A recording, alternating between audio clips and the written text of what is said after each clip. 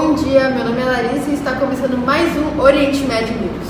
Por aqui em Israel a situação continua bem complicada e a faixa de Gaza não para de sofrer ataques islâmicos. E para entender melhor esse contexto, trouxemos dois especialistas que irão explicar melhor as questões árabes e israelenses. Antes de mais nada, vamos olhar o mapa para ver a localização dessa importante área do território mundial. O Oriente Médio fica entre 3 continentes, o que se torna um ponto estratégico para questões políticas e econômicas para diversos países do mundo. Aqui com a Brenda entenderemos melhor alguns conceitos que nos levam a esses trágicos acontecimentos nos dias de hoje. Olá Larissa e olá telespectadores. Antes de falar sobre a história dos árabes e israelenses, precisamos deixar bem claro algumas coisas. Quando falamos em árabes, se referimos aos islâmicos. E quando falamos em israelenses, se referimos aos judeus. Esses habitavam a área da antiga Palestina há milhares de anos. Essa área foi tomada pelos islâmicos. O domínio árabe se intensificou com a chegada do turco. A partir de então, falava-se da formação de um Estado judeu na Palestina, que comunicou com a formação do Estado judeu em Israel. Muito obrigada, Brenda. Vamos falar agora com o nosso especialista na história de Israel, o prestigiado Matheus Reis, que veio hoje para falar sobre a criação de Israel. E todos os colegas que estão aqui presentes, estamos aqui reunidos para falar sobre um feito memorável na história de Israel e de todo o mundo.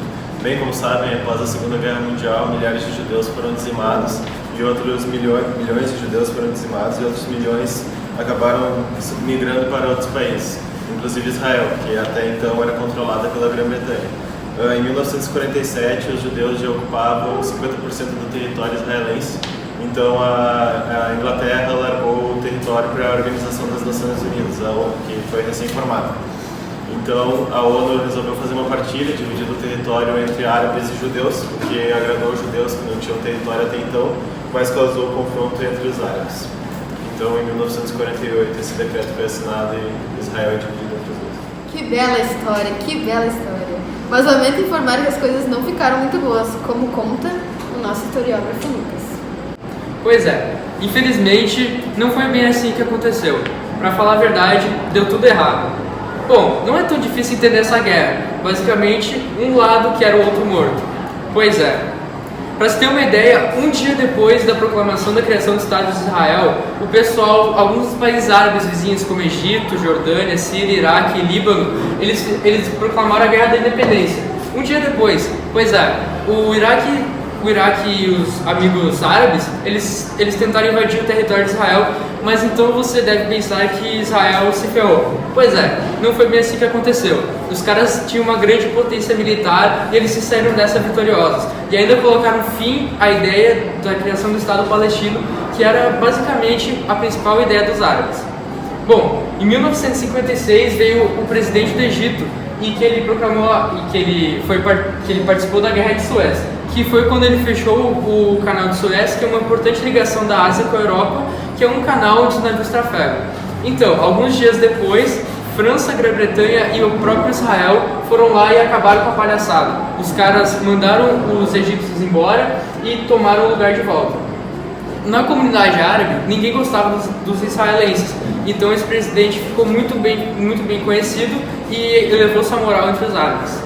Bom, não dá pra falar que Israel era santo, porque em 1967 os caras atacaram de surpresa o Egito, a Síria e a Jordânia, e essa foi a Guerra dos 6 Dias. Para você terem uma ideia, essa guerra não durou uma semana e Israel não só aumentou o seu território, como quadruplicou o seu território.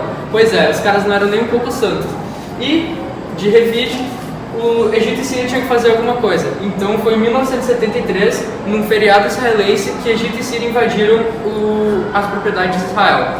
No início estava indo tudo bem, só que aí, adivinha, Israel chamou um amiguinho. Esse amiguinho são os Estados Unidos. Bom, os Estados Unidos chegou lá e liquidou toda a população e todos os militares egípcios e sírios.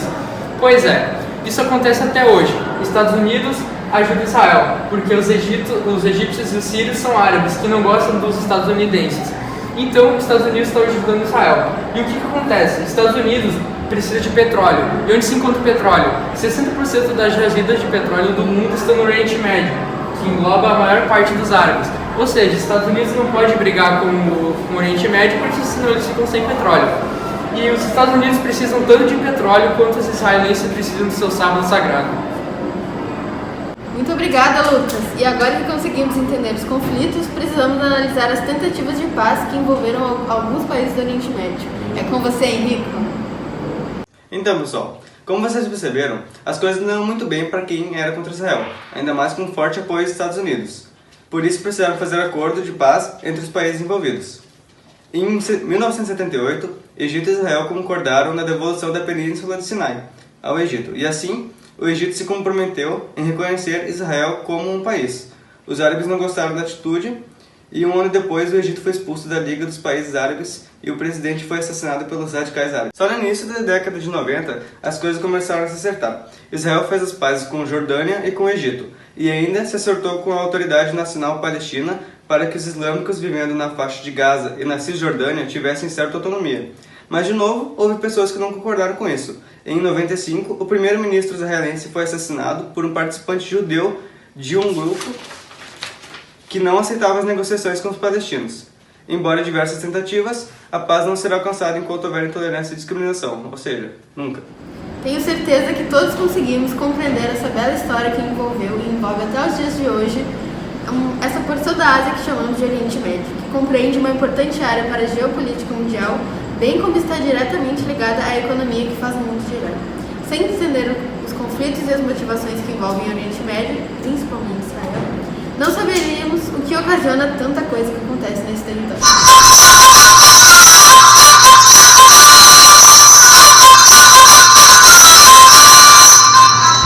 No Oriente Médio tem muito muçulmano, mas lá fica Israel, que é quase tudo só judeu.